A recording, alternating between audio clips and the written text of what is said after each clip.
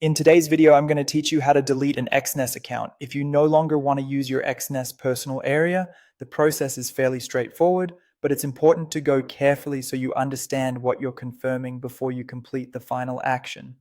To begin, go to your Exness personal area.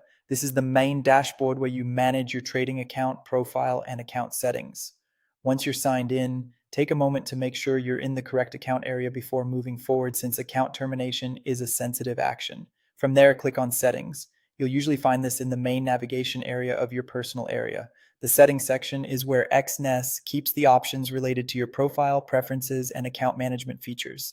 Inside Settings, click on Security.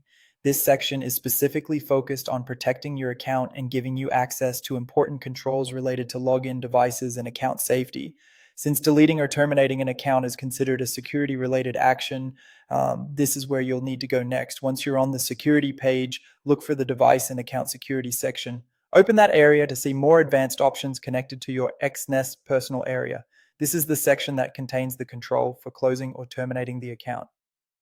Next, click on Terminate Exness Personal Area. Be sure to read the information on the screen carefully at this stage. In many cases, platforms show a warning or explanation before allowing you to permanently proceed, so it's a good idea to pause and review everything before continuing. After that, you'll be asked to provide a reason for leaving, agree to the terms, and confirm the request.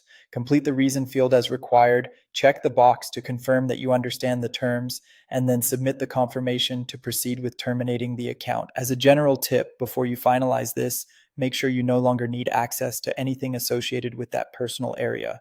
Once you confirm, the action may not be easily reversible, so it's worth double checking that you're ready to move forward. And that's it. That's how to delete an Exness account through the Exness personal area.